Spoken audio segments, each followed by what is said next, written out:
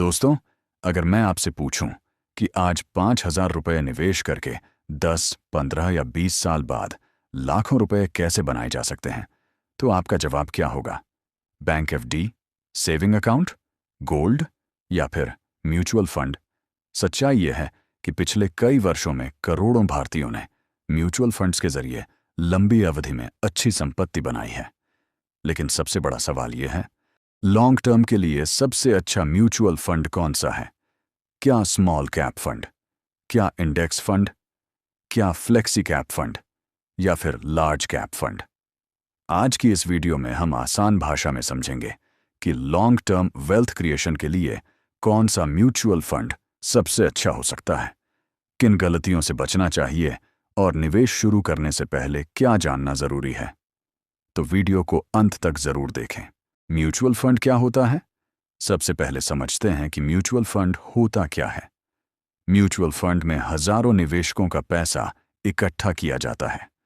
फिर एक professional fund manager उस पैसे को शेयर, बॉन्ड और दूसरी एसेट्स में निवेश करता है। इसका फायदा यह है कि आपको खुद शेयर चुनने की जरूरत नहीं पड़ती।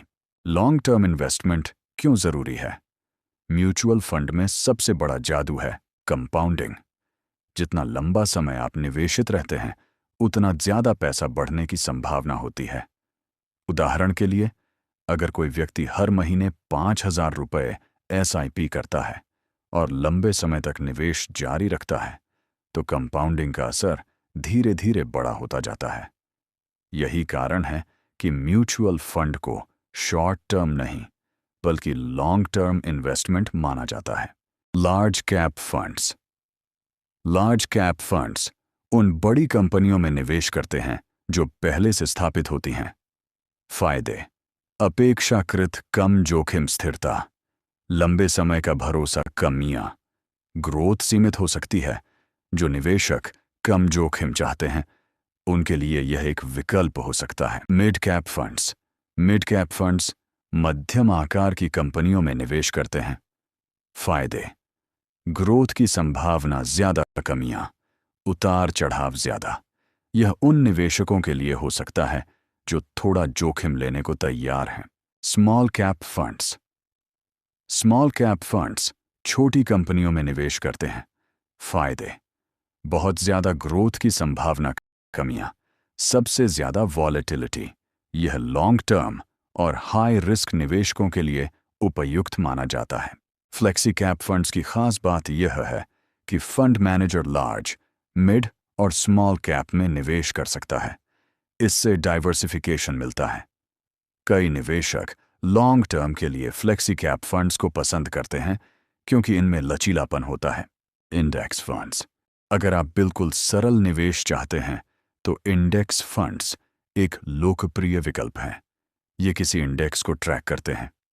फायदे: कम खर्च, सरल रणनीति।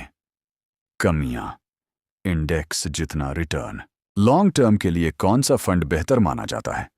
बहुत से निवेशक लॉन्ग टर्म वेल्थ क्रिएशन के लिए इन कैटेगरीज पर ध्यान देते हैं: flexi cap funds, index funds, large and mid cap funds, small cap funds उच्च जोखिम वालों के लिए।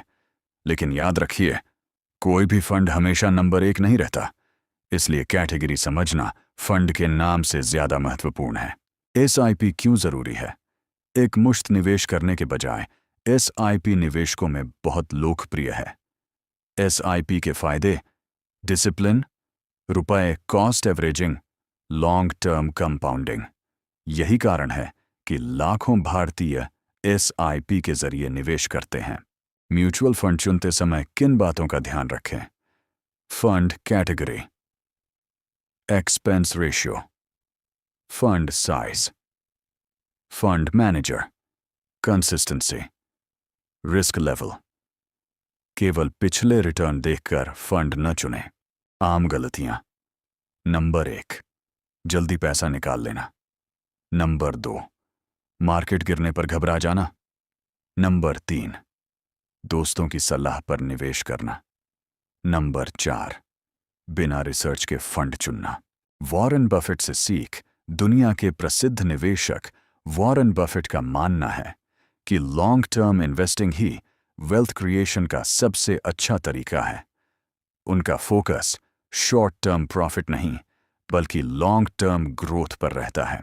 तो दोस्तों, लॉन्ग टर्म के लिए कोई एक म्यूचुअल फंड सभी के लिए बेस्ट नहीं होता, लेकिन flexi cap funds, index funds और अच्छी डाइवर्सिफाइड कैटेगरीज को अक्सर लॉन्ग टर्म इन्वेस्टर्स पसंद करते हैं। सबसे ज़रूरी बात है, जल्दी शुरुआत करें, नियमित एसआईपी करें, लंबी अवधि तक निवेशित रहें, घबराकर निवेश बंद न करें।